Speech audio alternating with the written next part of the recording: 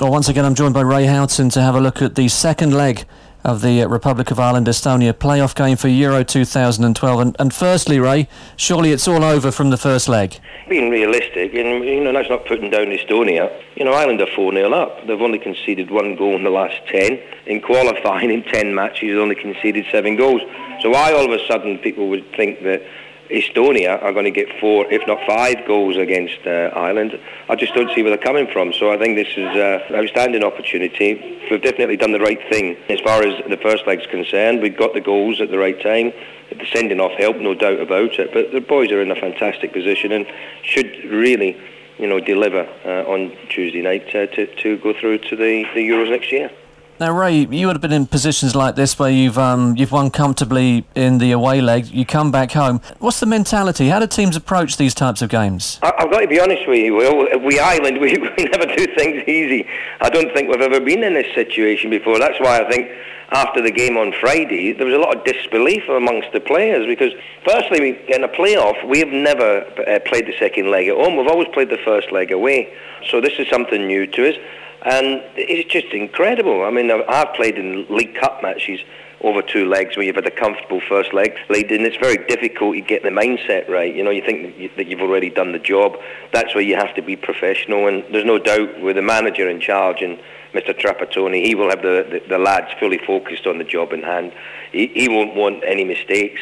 He'll want them to go out there and be very diligent, very professional, very respectful of the opposition that they were playing against. And what I'd love to see, just as a football fan, is the lads going on and putting on a show. The Irish public have waited a long time for a situation like this.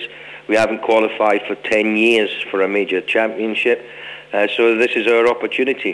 This is the time for the lads to go out and really enjoy the game. And as I say, give something back to the very patient Irish fans who have supported the team through thick and thin. They've been there all the time to support them, and this is their opportunity to celebrate with them. So it's going to be a fantastic night. There's no doubt about it.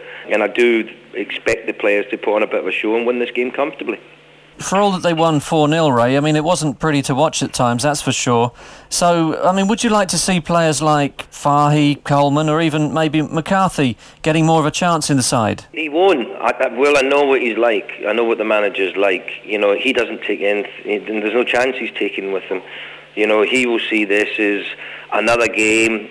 It'll be... it's an old cliche in football, even when you've won the first half, 3-0, 3-0 up half time. What managers will say, and players will say, treat it as a 0-0. You've got to, make sure you don't lose the second half. Go out there and be professional. He'll be exactly the same. As much as, everyone would like to see fresh faces there, given an opportunity, he won't leave anything to chance. He might start with his strongest team, get a goal up at half-time and then make some changes in the second half and bring on some of the fringe players to give him some game time. I don't expect him to start. I really don't. I don't think that's his way. As I say, he comes back to his old-fashioned rules and of the game, how he sees it, and I think that's how he'll go about the game on Tuesday night. And how well do you think Ireland might do in the tournament itself? You never know, but where we've been, we've been finishing 4th and 3rd in groups prior to Giovanni Trapattoni coming. It's only the last 2 qualifying campaigns that we've been in that we've finished second. So for me, just to get there is a bonus. Now, you never know. Greece in 2004 won the Euros.